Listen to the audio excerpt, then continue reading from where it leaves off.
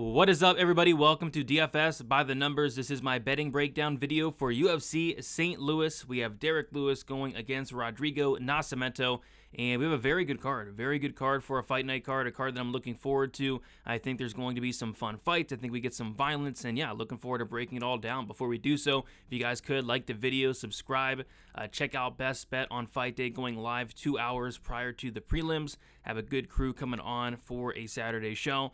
And yeah, other than that, looking to keep the ball rolling here. I have 10 bets, 7 of which are plus money, taking the shot at some long shot props, some round props here. Not my favorite card from a betting perspective, but there are definitely some spots that are sticking out. I can't wait to break it all down. As always, going to be breaking down this card from a betting perspective. And a betting perspective only. If you want the full card predictions, those are posted.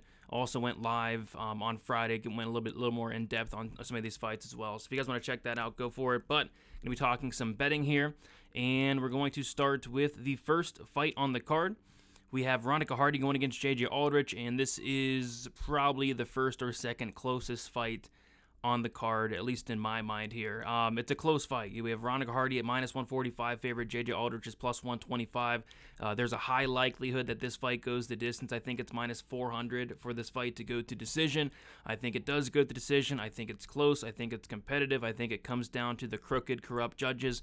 I ended up picking Hardy just due to the fact that she's made so many improvements. Like over the last several years, I think we're bound to see some more. She's only 28 years old. So I think she has more upside than a JJ Aldrich, and Aldrich has always been, solid everywhere, decent takedown defense, decent defensive grappling, solid striker, not a ton of power, but, good minute winner. I think it's close, competitive, goes the distance. I don't want anything to do with, laying minus 145 on Hardy in a fight that I think, all comes down to the hands of the terrible judges. Kind of scares me a bit. Because we're looking at maybe the split decision prop, but they're all over. I think I saw a split decision at plus 250, which you typically don't see it that low, but they're seeing it the same exact way I am. This fight can go either way. Moving on, we got Jake Hadley going against Charles Johnson. I think there's a couple really good live bet opportunities on this card, and this is one of them. So my thinking here is, Charles Johnson's at plus 120. It could be decent, but I mean, I think Jake Hadley's going to win the first round at like a very high clip here. Charles Johnson's a super slow starter. It takes him a while to get going. This is a guy in Johnson that's losing pretty much every single first round unless he's fighting like Jimmy Flick. So I kind of think Johnson loses this first round and starts to take over more and more as the fight goes on. So I'm going to be looking at this fight from a live bet standpoint. I want to see what they have Johnson after round one. So that's something I'm going to be looking at. I did want to see the weigh-ins for this fight. Jake Hadley's a guy that does struggle to make flyweight. There's been times where he's missed weight, or there's been times where he's looked really bad on the scale, but today he actually looked really good. He made weight. I think he weighed in at like 125 even, which was really good. So if Hadley's getting that weight cut down, if his cardio looks a little bit better, I don't know. I think it's a close fight. I think Johnson has some tools to make this super close. I would like to see him a little bit more aggressive in there like he was in his last fight, and if that's the case, a fight that does go to decision at a high clip in my opinion. Johnson is the hometown guy. I think Johnson at plus money makes sense, but like I said, for me, I think it's a better live bet spot. I think you might get a better number than plus 120 on Johnson from a live bet perspective. Next, we got Trey Waters going against Billy Goff. This is going to be my first bet of the card. I like violence here. I think just the style that Billy Goff brings is going to bring violence into this fight, and that style is just relentless pressure, relentless pace. In this fight against Trey Waters specifically, he's not going to want to go out there and do what Josh Quinlan did, which was one of the worst game plans I've ever seen, which was just stick at range against Trey Waters, stay at distance, and try to outpoint him across 3 rounds. That's not what Billy Goff's going to do. Billy Goff's going to crash in the pocket like a madman. He's going to pressure, and that's what you got to do against a 6'5" guy with a massive reach. You got to pressure him, and that's exactly what Billy Goff does. So I think that pressure-heavy style of Billy Goff is going to either lead to him walking in on something, him maybe getting subbed, or him knocking out Trey Waters on the inside. So I like violence here. I like the under 2.5. I'm on it for 1 unit at minus 170. And then I also sprinkled the Billy Goff round 2 and round 3 props, a quarter unit each. Billy Goff round 2 plus 900. Billy Goff round 3 plus 1600. I think Billy Goff can set a pace here, pressure, and potentially break Waters as this fight goes on. So I'm liking violence first and foremost, but I think these Billy late props are certainly in play. I like a couple late props on this card, and this is one of them. Next, we got Tabitha Ricci going against Tecia Torres, a.k.a. Tecia Pennington. And yeah, I mean, this is a fight where I'm staying away. If there wasn't the whole Tecia Torres, coming off of a massive 2-year layoff, coming off of a pregnancy, I'd probably be betting her. But the fact of the matter is, she is coming off of a massive layoff and a pregnancy. She's now 34 years old at this point. Stylistically, I think it's a solid matchup where I like the striking more of Torres, the volume of Torres. Her takedown defense isn't great, but it's not terrible. And if she does get taken down, her get-up game is really good. Borderline elite, fighters that really struggle to take down and hold down Torres. And I think Ricci probably will as well. But it's, again, the massive layup for Torres. I don't like seeing that, but it's absolutely a dog or pass. I just, with the narrative issues surrounding this one, I'm staying away. Next, we have Esteban Rivix going against Terrence McKenna. And this is a Terrence McKenna fight, so I like violence. I think I don't have any tracked parlays on this card, but I think the under 1.5 and the fight won't start round 3 as a parlay piece makes a lot of sense. Terrence McKenna has 22 fights. 21 of those 22 have finished under 1.5 rounds.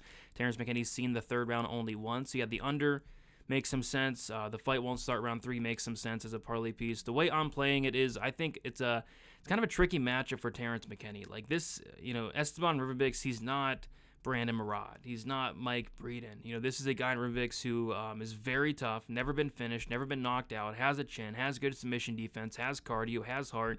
So could McKenna finish Rivix in the first round? Maybe. I think that's his path to victory. It's that first round, but I think Rivix is tough enough to survive and finish McKenna as this fight goes on. I know it's very popular, but these Rivix round 2 and round 3 props, they're too good to pass up in my opinion, because if McKenna does not get the first round finish, we've seen him just crumble in the second round, time and time again against Sadikov, against Bonfim, against Woodson on the Contender Series. And if Rivix is able to survive those first 5 minutes, I think he's so alive for that second or third round knockout or submission even. But what worries me here is this fight could even potentially finish in the first round. I think Rivix can even get a finish in the first round. But these round 2, 3 props, like I said, Rivix round 2 plus 650.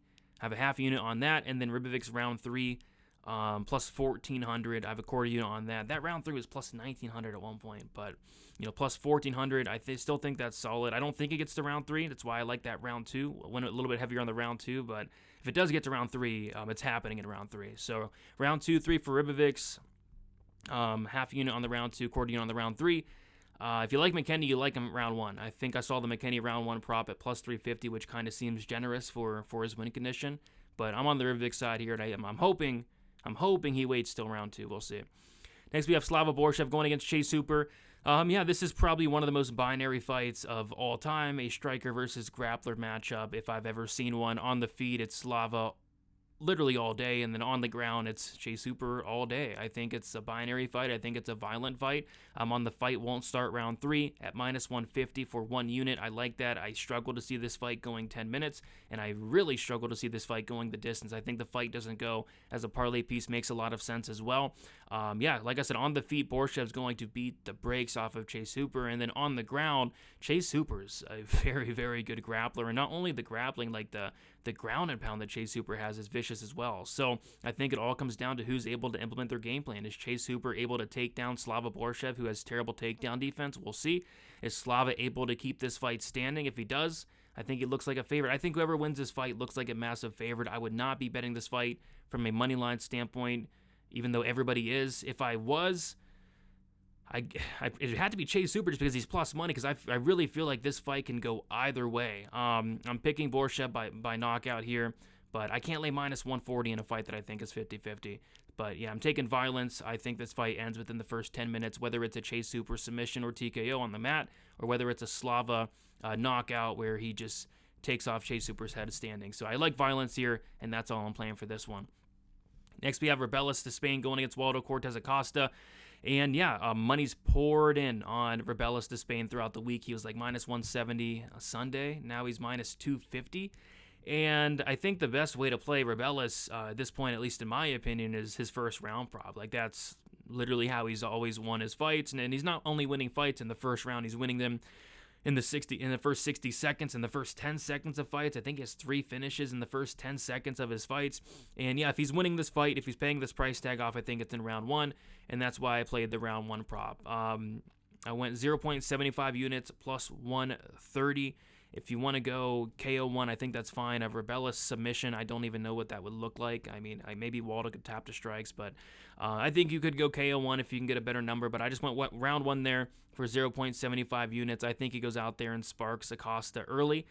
If not, if this fight reaches the second round, well, Despaigne probably loses. If you're on the Acosta side, maybe look at it from a live bet standpoint. Maybe look at the 2-3, but, I struggled to pick against Despaigne, against the guy who's going to strike with him, and I think that's Acosta. So in a fight that I think takes place on the feet, give me the guy with the death touch. Give me the guy with a 6'7", 87-inch reach. I think he really hurts Acosta here and puts him out early. So round 1, Rebellis Despaigne, 0.75 units, plus 130.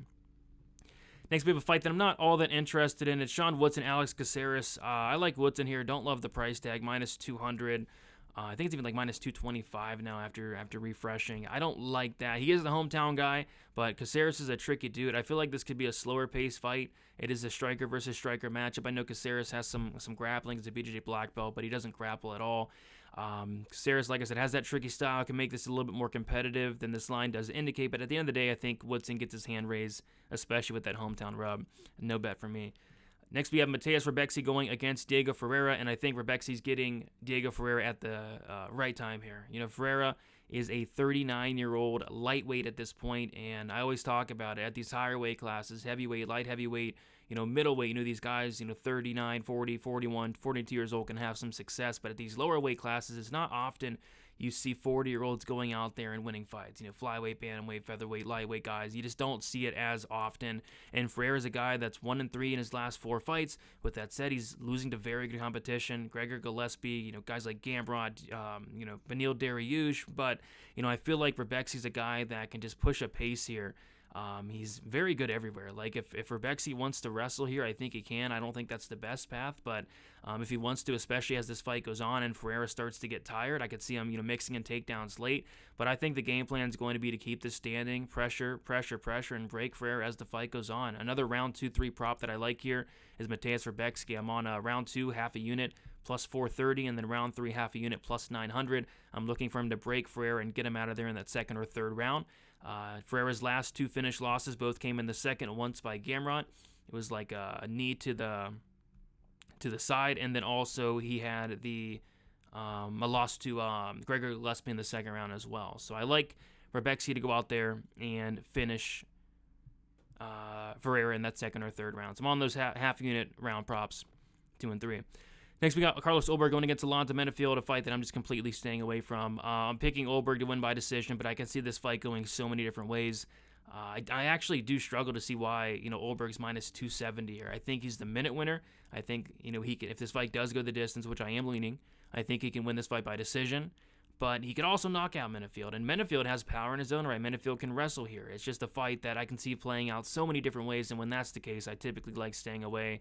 I struggle to see how I lay anywhere near minus 300 on Oldberg. If anything, it's a shot on Menafield because he does have some paths, but I'm just going to pass on this one. Next, we have Joaquin Buckley going against their Sultan Ruziboev, another one I'm completely content passing on. Ruziboev, I feel like we still don't know much about him. We've seen him twice in the UFC. Those fights have lasted a couple minutes, and in those fights, we've seen power, we've seen an eye poke, but we really haven't seen much else. And you go watch his fights outside the UFC, his fights are ending in the first couple minutes of those fights as well. He's getting Kimuras, he's getting taken down, he's getting early knockouts.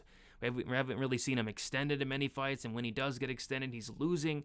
I feel like I just want to sit back. I want to take some notes on Ruziboev. This is a massive step up in competition, going from a guy like S.D. Dumas to Joaquin Buckley, who's been on a roll, who has power, has been looking good, who's shown that he can go into the second or third round. If I was to play this fight, it would probably be Ruziboev round 1. When he's winning fights, it's in round 1. He has 27 wins in round 1, so that's how I play it. But even that, I just don't really want anything to do with. I'm gonna sit back and watch this one. It's an incredible co-main event. The pick is I'm gonna take Ruziboev for the upset, but I don't know. It's hard to have confidence in either side here. And then we have the main event, Derek Lewis going against Rodrigo Nascimento. I like Derek Lewis quite a bit here, which is crazy to say because I'm typically picking against Derek Lewis, but this is a fight that Derek Lewis really should go out there and win. It's a massive step down in competition for Derek Lewis, and quite frankly, it's a astronomical step up in competition for Nascimento, who went out there and went life and death with Dontel Mays' last fight, who went life and death with Alain Badeau, who went life and death with Tanner Boser and Ilir Latifi. Like, if Derek Lewis loses this fight, he should be ashamed of himself. It would be his worst loss, maybe ever. I mean, if he loses to Nascimento, it'd be his very worst loss ever in terms of at least UFC level competition. Like, he should not be losing to this guy. With that said, like, Nascimento, he has some paths. Like, he's going to be the higher volume striker, which is not hard to do against Lewis. He's going to be the guy with all the wrestling upside. He's a BJJ black belt. It's just Lewis is hard to submit. He's hard to hold down, and it just takes one from Derek Lewis. So I like Lewis. I don't mind the money line, but how I played it was I did the FanDuel has a KO, the round and the method combinations, and I went with the Derek Lewis round 1, 2, or 3 knockout at -105. I think it's a good way to get that price tag down. I struggle to see this going into the 4th or 5th round. I think Lewis finishes Nascimento in the 1st or 2nd probably.